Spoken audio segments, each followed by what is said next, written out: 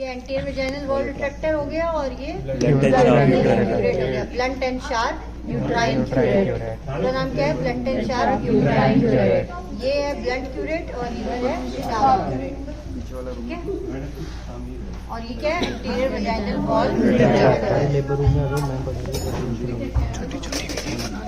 क्या है?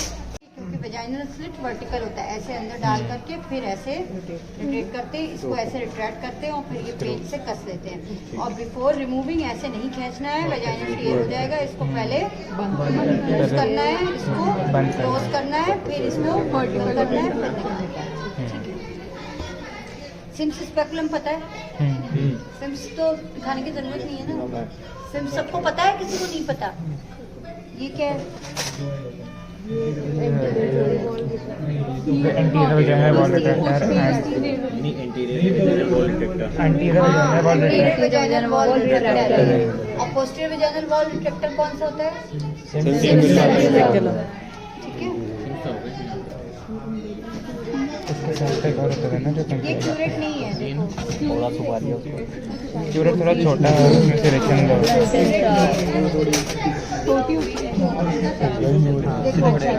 देखो ये स्टाउट होता है ना, ये ये पतला होता है। हाँ, ये कौन है? हाँ, मतलब स्पंज होल्डिंग पर्सन। तो इन दोनों में देखो क्या डिफरेंस है? लॉक का रैचेट तो दोनों में ही है, लॉक।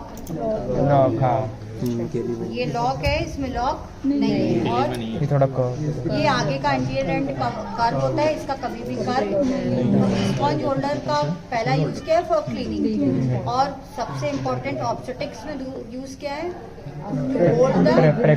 सॉफ्ट सर्विक्स आफ्टर, है ना, फॉर एक्सप्लोरेशन ऑफ सर्विक्स। तो जो एकदम सॉफ्ट सर्विक्स होता है, ये मत कहो प्रेग्नेंट सर्विक्स, नॉन प्रेग्नेंट, क्योंकि एमटीपी के टाइम भी तो यूट्रस प्रेग्नेंट होता है, तब अपन anterior lip of the cervix को वॉल्चर से ही यूज करते हैं। ठीक है, सॉफ्ट सर्विक्स। अब सॉफ्ट सर्विक्स कब है? आफ्टर डिलीवरी जो होता है। तो cervical tear repair and cervical exploration के लिए आपको कितने, कम से कम 2 स्पंज होल्डर चाहिए, to hold the anterior lip and to hold the posterior cervix. Kelly's forceps. This is for placement of the postpartum IUCD. Not every IUCD. Postpartum मतलब delivery के बाद इसमें IUCD प्रॉपर्टी, IUCD को पकड़ के और funds पे प्लेस करके इसको निकाल लेंगे।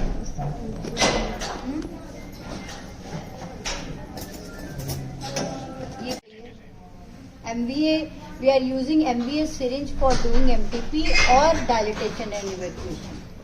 तो क्या क्या इंस्ट्रूमेंट चाहिए? सबसे पहले sponge holder,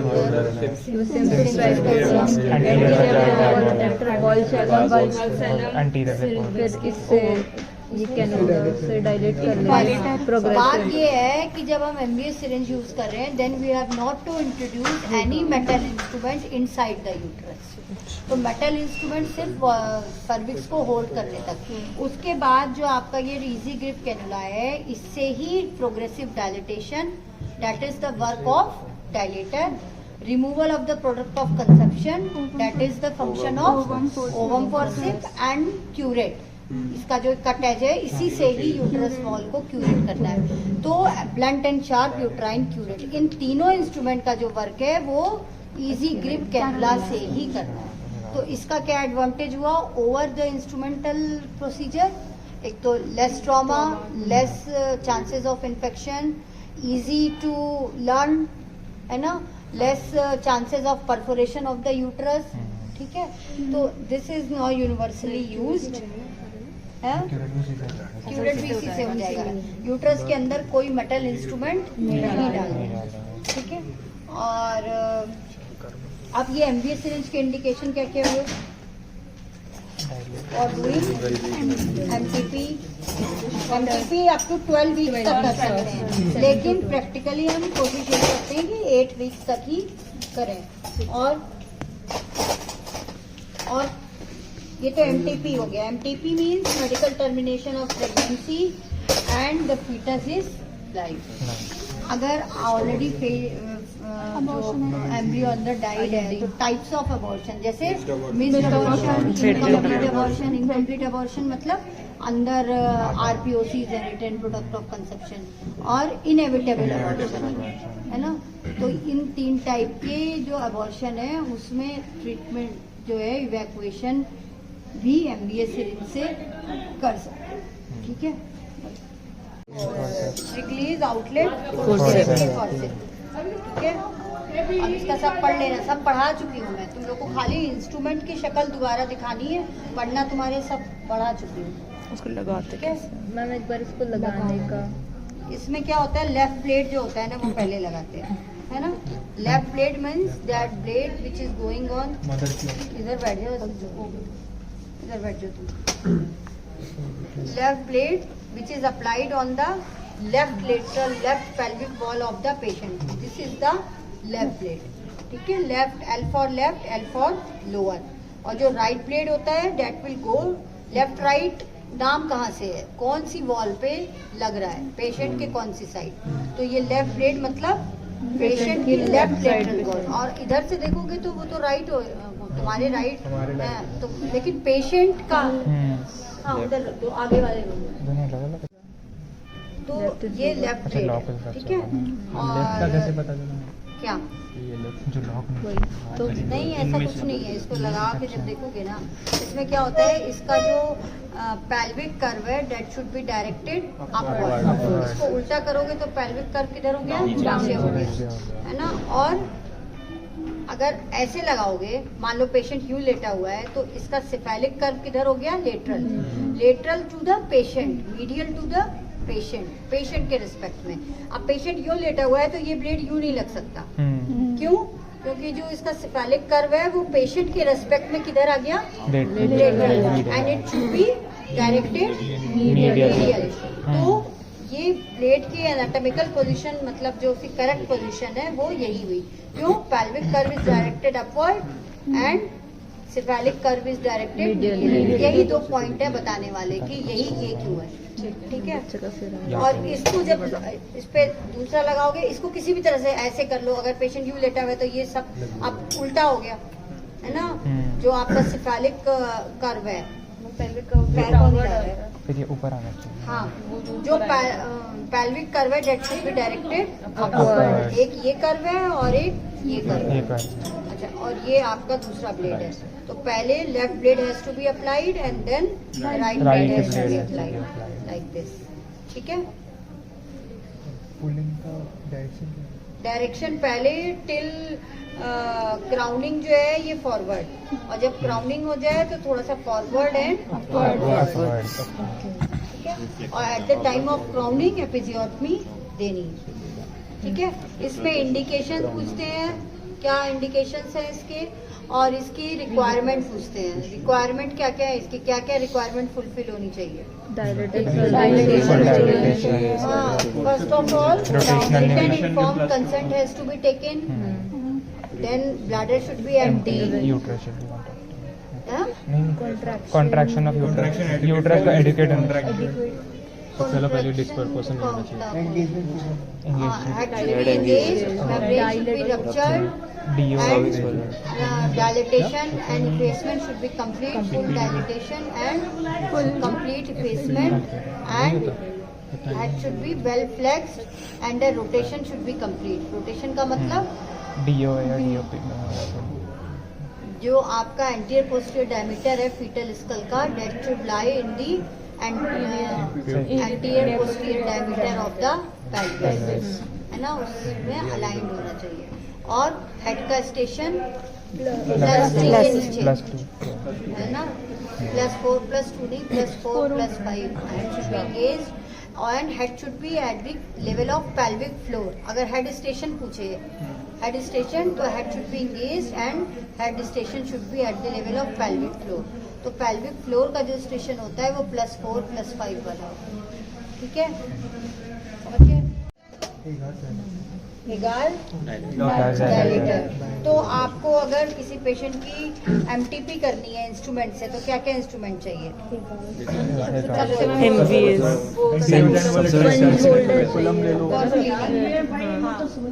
first of all हट जाओ, थोड़ा रास्ता दे दो। सर्विक्स होल्ड कर लिया वॉल सेलम से, उसके बाद प्रोग्रेसिव इंक्रीजिंग साइज से डायलेट कर लिया सर्विक्स को। फिर ओवम फॉरसिप से प्रोडक्ट ऑफ कंजप्शन रिमूव करे। उसके बाद फाइनली और उसके पहले ब्लंट यूट्राइन क्यूरेट से सारी एंटीरियर पोस्टीरियर लेटरल वॉल को क्यूरेट कर लेंगे। ठीक है, ये क्या है? MBA syringe. MBA का फुल फॉर्म क्या है? Manual vacuum aspiration. हाँ, तो इसमें क्या होता है, एक तो ये शैफ्ट होता है, ठीक है, उसके अंदर ये वॉल्व होता है, शैफ्ट और वॉल्व होता है।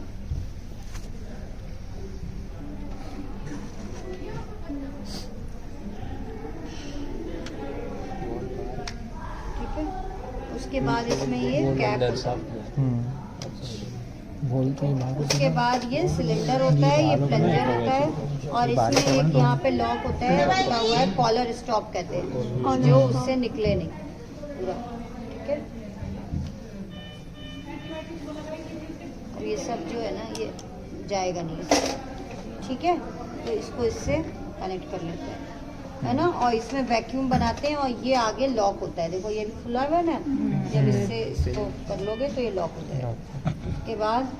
उसके बाद आपकी ये आपको कलर कोडिंग होती है, इसमें पता होता है ये 8 होते हैं, है ना, कौन कौन से होते हैं। ये नंबर 4 है, कार्बन्स कैनुला नहीं, ये इजी ग्रिप कैनुला। कार्बन्स जो होते हैं ऐसे ही होते हैं, डिस्पोजेबल होते हैं, ये रीयूजेबल है, it can be autoclave, this is easy grip. Easy grip autoclave में तो ये नहीं, कुछ नहीं होता है नहीं।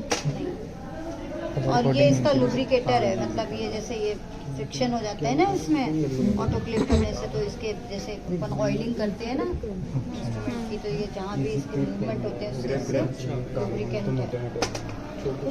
ये कौन सी सीजर है? सीजर है। तो इसका जो ये शार्प वाला प्रॉन्ग होता है ये अंदर रहता है, और ब्लंट वाला, अरे वाइड वाला बाहर रहता है। ठीक है, तो ये जो एंगुलेटेड सीजर होती है ये अभी जाना नहीं, इसके बाद ऊपर जाना, ऊपर सब वहाँ मैं क्लास लूंगी, वहाँ ओटी के इंस्ट्रूमेंट है। ठीक है, अभी इसमें कौन कौन से होते हैं, ये 8 का सेट होता है, 4 नंबर से स्टार्ट होता है, 4 नंबर इज येलो। अब इसमें जो ये मार्किंग, फर्स्ट मार्किंग होती है 6 सेंटीमीटर पे होती है, और ये सबका फिक्स होता है लेंथ, देखो सबकी 6 सेंटीमीटर पे होती है ना। It will increase in diameter only, ठीक है, बाकी इसकी लेंथ सेम होती है, और इससे मार्किंग होती है। और ये अपर्चर जो पतले वाले होते हैं इसमें डबल अपर्चर होता है, और ये जो मोटे वाले होते हैं इनमें सिंगल लार्ज अपर्चर होता है। तो सबसे पहले पीला होता है, उसके बाद कौन सा कलर होता है, 5 नंबर लाइट ग्रीन, हाँ, फिर लाइट ब्लू, ये नहीं है वाला, ठीक है, लाइट ब्लू, फिर ब्राउन, फिर लाइट ब्राउन, लाइट ब्राउन, हाँ, इसके बाद वाइट, है ना, इसके बाद वाइट होता है। तो 4, 5, 6, 7, 4, 5, 6, 7 कौन कौन से कलर हो गए, yellow, light green, light blue, light brown, और उसके बाद आपका 8 नंबर जो हो गया वाइट। तो 8 नंबर तक डबल अपर्चर होते हैं। ठीक है, तो मोटा मोटा ये 8 वीक्स की एमटीपी करनी होती है, तो मैक्सिमम 8 नंबर साइज से डायलेट करते हैं, और उसके बाद इसको अंदर डाल करके और इससे कनेक्ट कर लेते हैं, और कनेक्ट करने के बाद इसको लॉक खोल देते हैं। और ये जब इसको पूरा,